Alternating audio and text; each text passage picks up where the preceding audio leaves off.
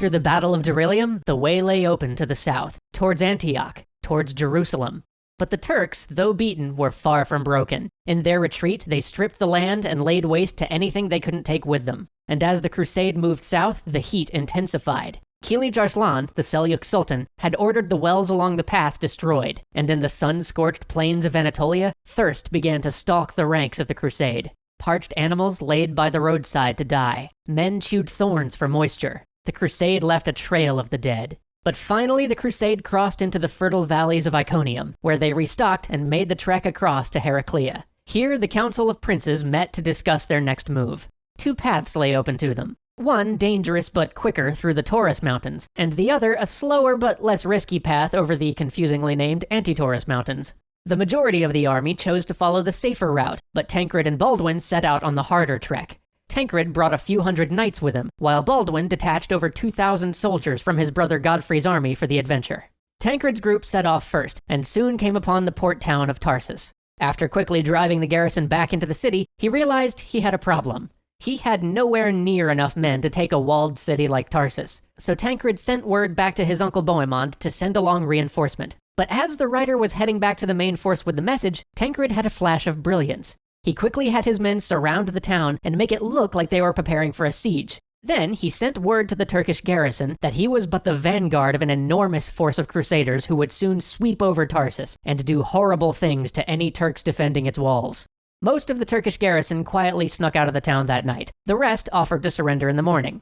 Now, you remember a couple episodes ago how Tancred had managed to slip through Constantinople without swearing an oath to the Byzantine Emperor? Well, the garrison flew Tancred's banner over the town, and he declared it his city. This lasted all of about 15 minutes before Baldwin arrived. Baldwin, who was much less concerned with subtlety, and apparently oaths, saw the banner and basically said, "Hey, what a fabulous idea. I love it. But I have 2,000 men, so why don't you let me have that city instead?"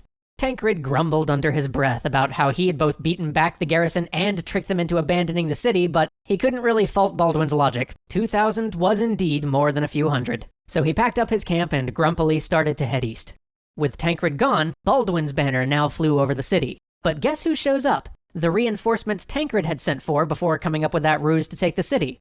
Now, these men must have been a little miffed to have trekked all that way for nothing, but Baldwin, never a very secure man and never one to miss an opportunity to add insult to injury, refused to even let them into the city for the night, instead forcing them to take camp outside the city walls. Then, to add real injury to injury, remember how the Turkish garrison had slipped out in the middle of the night?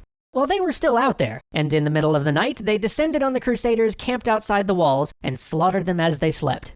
Those Turks really got a lot done at the middle of the night. Bunch of night owls. As you can imagine, when the town woke up and saw a few hundred dead Crusaders outside, well, no one was very happy with Baldwin. In response, he heroically locked himself in a building and refused to come out until people calmed down.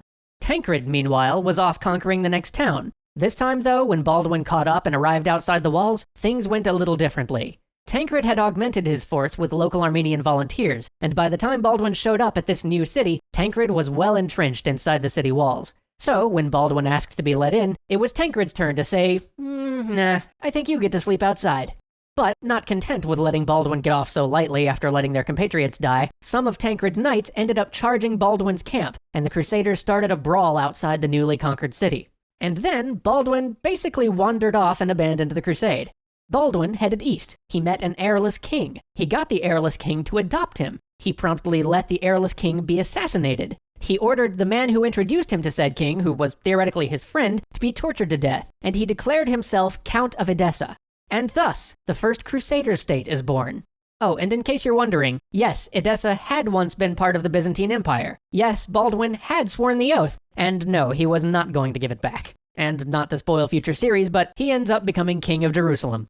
Anyway, Tancred, meanwhile, rejoined the main crusade, and captured a few more towns relevant to the effort along the way. When he rejoined, though, the crusade was a bit worse for wear. Mail armor and mountain climbing don't mix, and the safer road through the Anti-Taurus mountains had only proven to be slightly safer. At this point, they'd lost most of their horses to the heat and abandoned much of their armor in the mountains. And in front of them stood the great and ancient city of Antioch. A city founded under Alexander, made great by Rome, and fortified by Justinian. It was the last great obstacle between the Crusaders and Jerusalem. But the massive walls constructed by Justinian were too much for the Crusaders. The walls, which flew off from the city like wings high into the mountains, made the city impossible to encircle. The massive stones and impressive towers Justinian's men had built were more than these Crusaders could breach.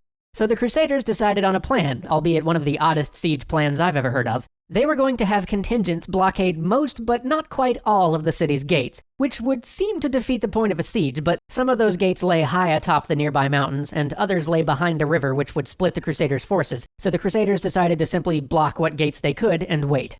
But as the weeks and then months passed and fall turned into winter, the Crusade began to starve. The local area was stripped bare, so any foraging party would have to go far afield and risk being ambushed if they were to resupply the army. So the princes decided on a daring plan. Bohemond and Robert of Flanders would take a sizable part of the army with them to forage in force, while the remnants of the Crusader army would try to maintain the siege. So Robert and Bohemond headed off, but as their foraging party reached the tiny village of Albara, what did they see?